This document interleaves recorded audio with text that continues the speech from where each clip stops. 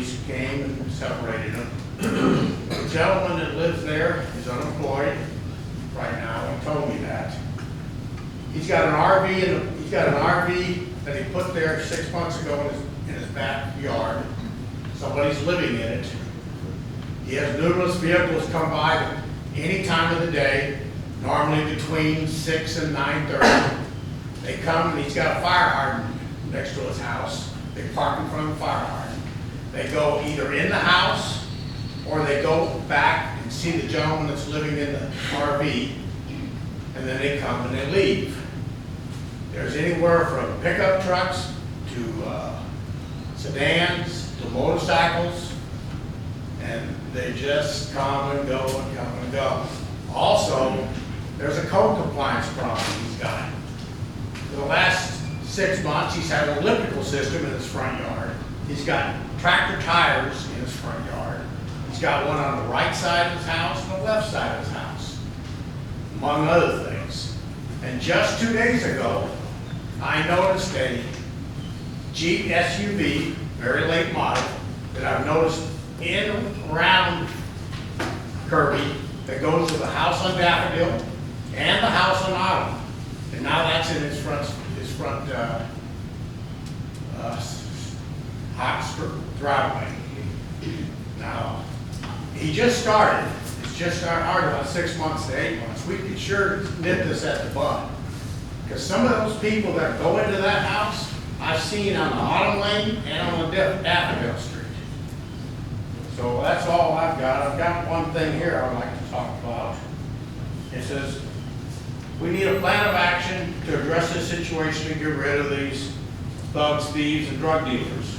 What it is and we need to do, can't we get some help from other law enforcement agencies like Bear County or Texas Rangers? We also need to look at county ordinances that could help us. I believe we need to be less passive and more resourceful in dealing with these people. If we can start shutting down some of this, the word will get around and they won't move to Kirby. And I'll tell you right now, the San Antonio Police, if you haven't kept up with the news, has done a real good job on the east side of San Antonio and on the west side. And a lot of them are moving here. They move to where there's, the resources aren't as good much as the San Antonio. Oops. Well, I gotta go. Thank you, Mr. Thomas. You take care. Next up is David Nicholson on zoning. Talking about the used car lot. Zone C1 is commercial district, and it says any district shall be used only primarily commercial, office, retail, and except for purposes in C2. Whatever there's in C2 is vehicles. In other words, if you need that variance, you would be going directly against what the code says. And I don't know if that's the purpose of giving the variance. The code specifically says no used car lots in C1. Thank you, Mr. Nicholson.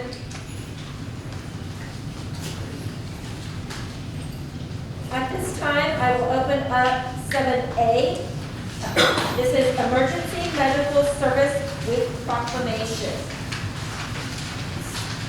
So Mary, did we do the minutes? 6A?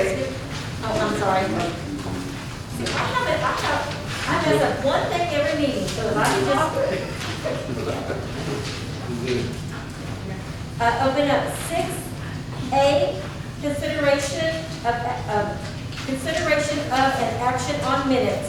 I'm looking for a motion on the regular corrected minutes from May 6, 2021. Motion to accept the minutes of May 6th. Second. We have a motion made by Mayor Pro Tem Grant and seconded by Councilmember Apodaca.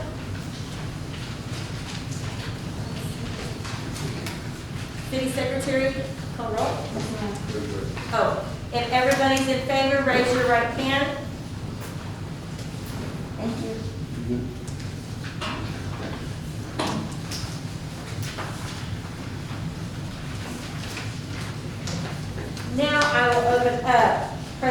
7A, presentation of Emergency Medical Services Week proclamation.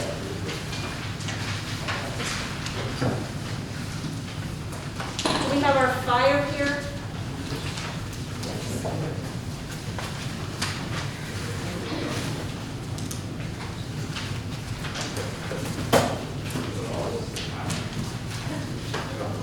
Y'all can come on down, come on over, come inside, so she can make the presentation. Open gate. There you go. Get inside the cell.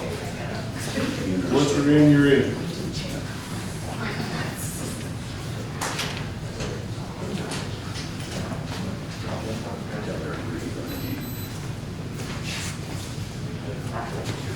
Whereas emergency medical services is a vital public service, and whereas the members of emergency medical services teams are ready to prove life-saving care to those in need 24 hours a day, 7 days a week, and whereas access to quality emergency care dramatically improves the survival and recovery rate of those who experience sudden illness or injury, and whereas emergency medical services has grown to fill a gap by providing important out-of-the-hospital care, including preventive medicine, follow-up care, and access to telemedicine.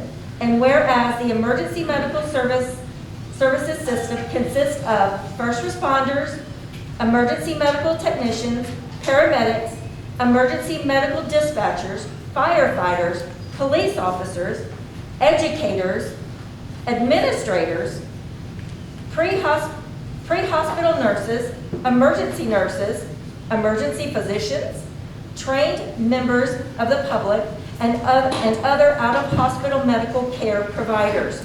And whereas the members of the emergency medical services team, whether career or volunteer, engage in thousands of hours of specialized training and continue education to enhance their life-saving skills, and whereas it is appropriate to recognize the value and the accomplishment of emergency medical services providers by designating Emergency Medical Services Week now. Therefore, I, Kimberly McGehee Aldridge, Mayor Kirby, Texas, in recognition of this event, do hereby proclaim the week of May 16th through May 22nd of 2021 as Emergency Medical Service Weeks with the EMS Strong theme. This is EMS, caring for our community. I encourage the community to observe this week with appropriate programs, ceremonies, and activities.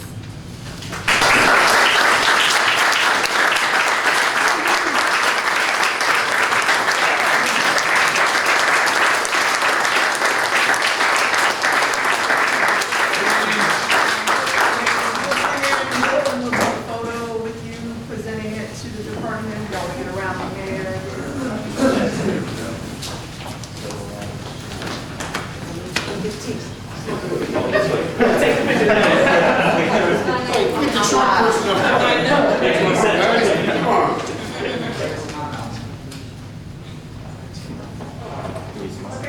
Of course you smile under that mask. Thank you. I like to read reviews. Thank you. Thank you for everything you guys do for us. Thank you very much.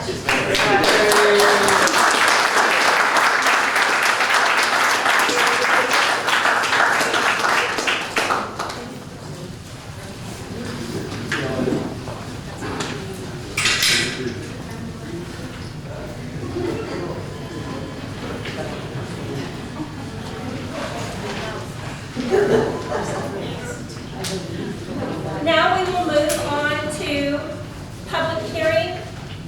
I will open the public hearing at 8:38. I'm sorry, 7:38.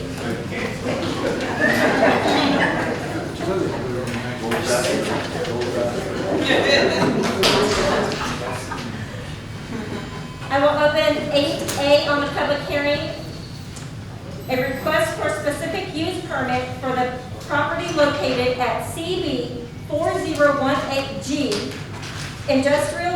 Springfield Industrial Park, Lot 4, otherwise known as 1440 Springfield Road, Kirby, Texas, 78219, which is zoned light industrial to be used for the following purpose: construction offices and warehouses to rent to different trades.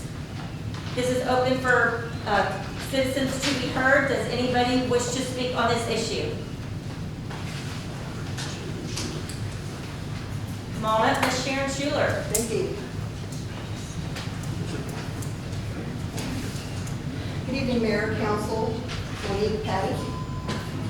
I live on Buzz Aldrin Drive, and Lot 4 is not far from the back of my residence. So I'm speaking for myself and some of my neighbors.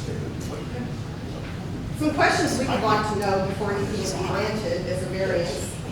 What will the size of the office and warehouses be, 1 story or 2 story? Will the structures be metal buildings? Will there be any types of hazardous materials stored on the property? Will the structures be equipped with automatic sprinklers in case of a fire? What type of fence will be put up behind and around these structures, and how close will the fence be to the residences?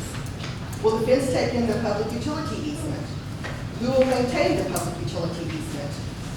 Who will make sure that a proper drain swell is installed so there is no flooding to the residential properties? Are there already potential renters, and if so, what types of businesses? Who will be working out of the businesses? In addition to the person who owns the location and or the renters, who is going to be visiting the businesses? Will there be vehicles stored, and if so, any repair or maintenance work be performed on the property? What will the days and hours of operation be? Are there stipulations as to what type of businesses the owner would rent to? Once the specific use permit is signed, how do we know what types of businesses would be going in that would not be disruptive to the residences? Another concern is an increase in crime near a residential area, depending on what type of businesses are part of this Lot 4 project. Residents on Buzz Aldrin had issues with the previous property owner on Springfield Industrial Park, and we do not want to have to deal with a bad business neighbor again. Thank you.